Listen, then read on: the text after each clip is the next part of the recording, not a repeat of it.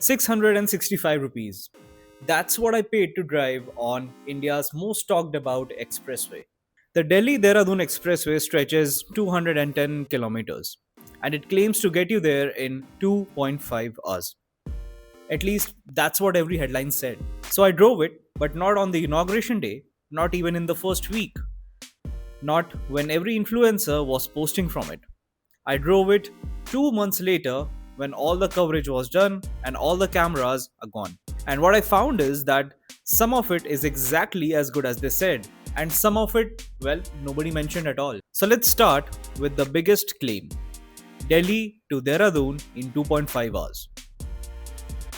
2.5 hours, Delhi to Dehradun, that's the headline on the NHAI page, in every news article, in every government statement since the inauguration day.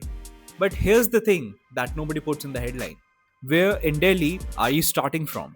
Because according to NHAI, this expressway begins at Akshardham on the Delhi Meerut corridor.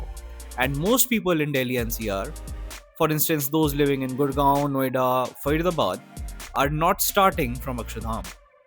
I started from Gurgaon 7 in the morning on a Saturday, and just to reach the Akshardham entry point, it took me almost an hour. That's before the expressway has even started. And if it's your first time entering the expressway, here's something to note.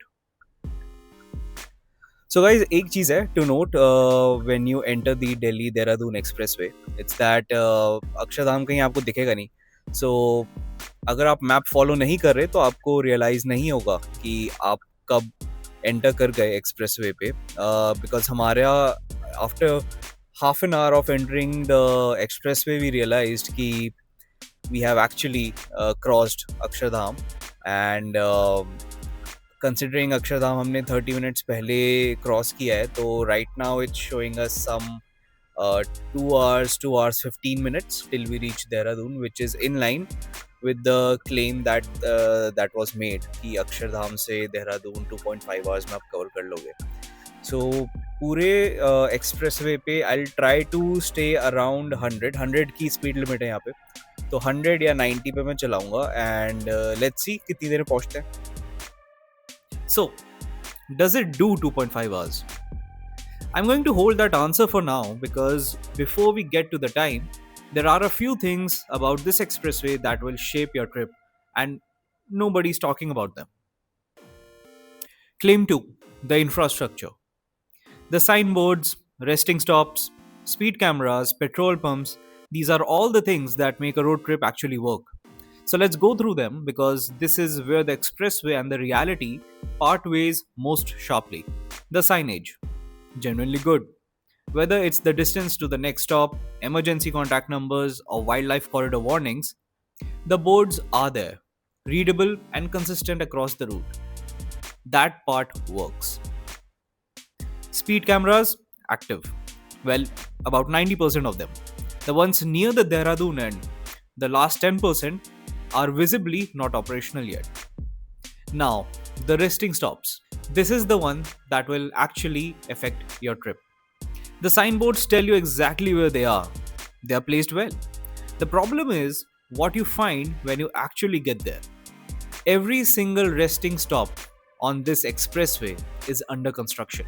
What we found at each one was one tea stall and the rest of the building still going up. That's it. No food court, no proper seating, nothing that resembles a highway resting stop. Washrooms, very less. Not even for the traffic this road is getting. Most people were funneling to the toll booth washrooms instead, which are surely better maintained but clearly not designed for this volume. As for petrol pumps, we didn't find a single one on the expressway. So here's what this actually means for your trip. And this is practical information, not a complaint. Before you enter this expressway, use the washroom. Fill your tank completely, carry food and water. This is not a road where you can rely on stopping to sort yourself out midway. Think of it less like the Mumbai Expressway, which has fully functional stops, food options, fuel, and more like a very well built national highway that hasn't finished its service layer yet. But give it a year, and I'm sure things will improve. Claim 3: the road quality and the wildlife corridor. There are two things this expressway gets genuinely right: the road itself and the wildlife corridor. So let's start with the road. The road quality is top notch: smooth surface, no bumps, no sudden quality drops as you move from one phase to another. If you have ever done the old Dehradun route and hit that stretch between Muzaffarnagar and Roorkee, you'll find the difference immediately. So, one thing worth knowing is that this is a 3-lane road on each side. The Mumbai Expressway is 6 lanes per side, so overtaking here requires a bit more thought. Not a problem, just a different driving experience than what some people are expecting. By the way, on our way back, we spotted a couple of small patches being reworked.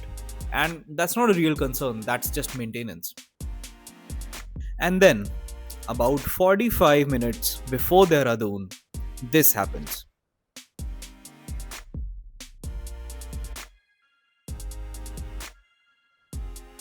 The Wildlife Corridor is a 12 kilometers of elevated road built directly over Rajaji National Park. According to NHAI, it's Asia's longest wildlife corridor of this type, with elephant underpasses and a 6-meter clearance so animals can move freely beneath the road. From inside the car, you won't see any of it. The sides are blocked with high barriers on both edges, so you can't see the forest below on either side. But straight ahead, the hills come through, and for the stretch that lasts close to an hour, that view carries the whole thing. But I'll be honest, the Instagram reels had me kind of worried. Every second person was talking about how the Dehradun entry had become a parking lot since the expressway opened. We didn't hit that. The only congestion we faced was at the toll booths, and even that was under 5 minutes. Maybe we got lucky with the timing, maybe the 7 a.m. Saturday start helped. But the doomsday traffic predictions, at least on that day, didn't materialize. Claim 4: is the toll amount worth it? The toll costs 665 rupees one way, spread across 4 toll plazas on the route. Slightly different from the NHAI claim of rupees 675 across 5 toll plazas. Now, the way this number gets presented, it sounds like the cost of the trip, but it isn't. Let's do the actual math. Round trip toll is rupees 1350.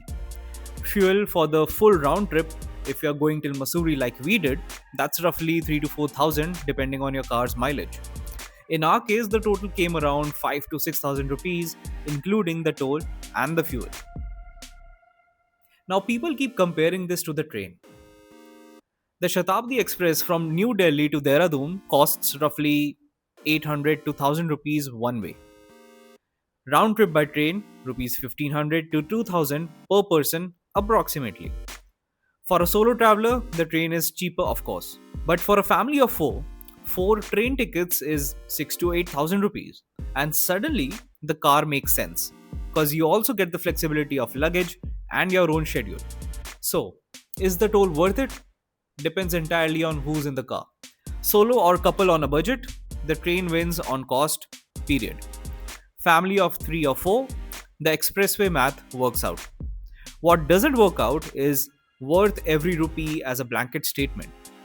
That's a conclusion only you can draw. But in case your priority is time flexibility, the convenience to stop anywhere for a break, and the luggage handling, then a smooth drive of rupees 665 is something you will enjoy.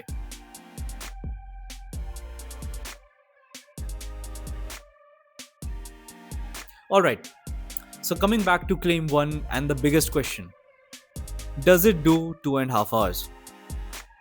Now, 2.5 hours is achievable. If you start at Akshardham, drive at 100 kilometers an hour with 0 stops, and go early morning on a weekday or a weekend. The lack of functional resting stops actually helps that claim. There's nothing to stop for. But for anyone leaving from Gurgaon, Noida, or Faridabad, add 45 minutes to an hour just to get to the expressway. The realistic number for most NCR residents is 3.5 to 4 hours to Dehradun. And if you're going to Mussoorie like we did, add another hour of mountain road beyond that. Our total, including 45 minutes of stoppage in Dehradun, was a little more than 5.5 hours, not 2.5. Okay, so here's the full picture. India needed this road. The old route was genuinely exhausting, 6 hours minimum, through towns and traffic that had no business being on the national highway. This expressway fixes the core problem completely. What it hasn't fixed is everything around the road itself: the stops, the fuel, the services. I'll say give it a year. For now, it's the best highway infrastructure on a road that has not finished building its ecosystem yet. For more such claim versus reality checks, follow me on Instagram and subscribe on YouTube because all my videos go live on YouTube first. And I'll see you in the next video.